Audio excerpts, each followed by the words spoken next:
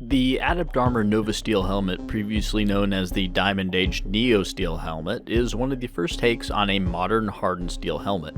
While some might call this a throwback, steel helmets are a fairly untried concept in the modern day with new technology, and most 20th century helmets were composed of very thin steel or manganese steel. The Novasteel helmet comparatively is much heavier and harder. The actual protection level of the Novasteel is lab tested at European VPAM 3 standard, already making this helmet a contender for professional use, being able to shrug off dozens of 9mm hits, especially with the steel construction not deforming with each impact as a conventional helmet might. I believe hardened steel helmets are an option that modern armies should consider.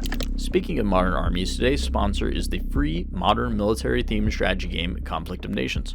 I've honestly played a fair bit of this game with friends, and we found it to be a pretty compelling and competitive game that features modern and Cold War units, be them air, land, or sea. These units are masked behind a deep research tree and well thought out meta for how they're all used to defeat the less thought out armies of enemy players. Potentially all 128 enemy players, each controlling a real life country on the world map where they organically bind together to form their own scheming alliances. The game's pace can vary throughout, and although you don't have to be monitoring the game constantly to be effective, games can last weeks. Take over the world in Conflict of Nations on PC or mobile with my link in the description and get 13,000 gold and 1 month of premium subscription for free. Offer only available for 30 days. The Novasteel helmet runs at $245. It has a low cut and a high cut version and comes in 2 sizes. It's got holes drilled in for the rudimentary liner that also function as mounting points to the combat circlet night vision mount that doubly functions to pin the extremely dramatic looking ballistic face mask accessory. The liner itself is a pretty basic nylon belt and pad system that was probably a bit of an afterthought compared to something better like a dial liner. The helmet's weight also is slightly heavier to a medium ACH at 3.2 pounds. According to lab testing, the helmet is easily able to shrug off copper spun 9mm rounds, suggesting a higher degree of protection than a lot of other NIJ-3A helmets. Conversely, it seems to fail against higher energy rounds like 44 Magnum.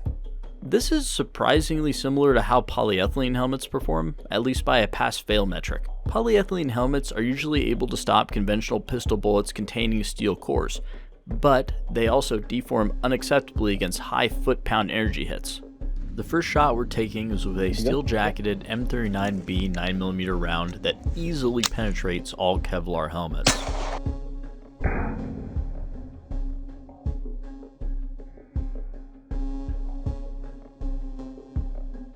This is probably one of the most gnarly ricochets I've ever had. Watch my right sleeve.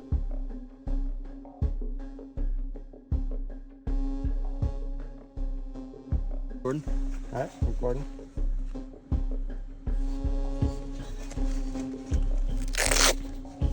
Like nothing.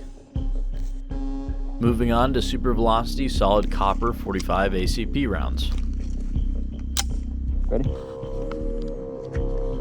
Good.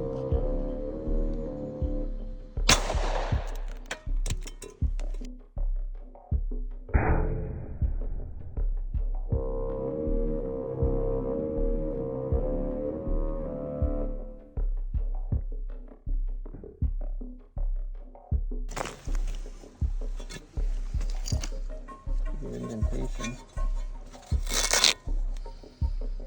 Yeah.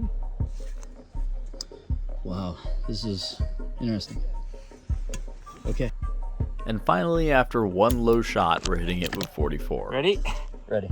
That was a good hit.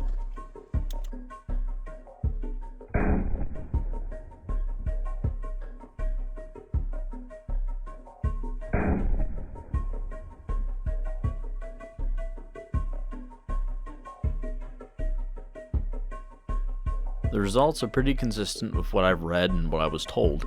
Some of the 44's jacket has made it through.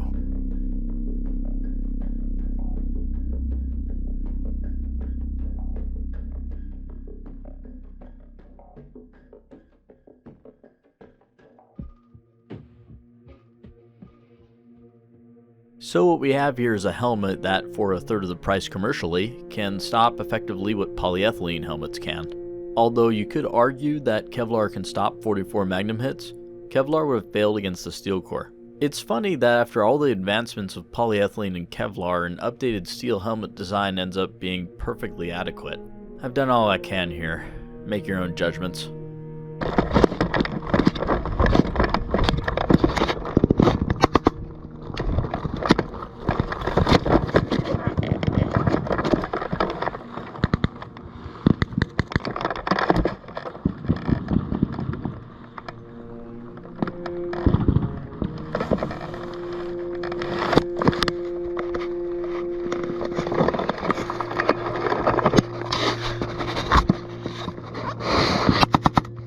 Please don't forget to check out my sponsor, Conflict of Nations, and click my link in the description for the gift of 13,000 gold and 1 month premium. Choose your country, plan your strategy, and fight your way to victory.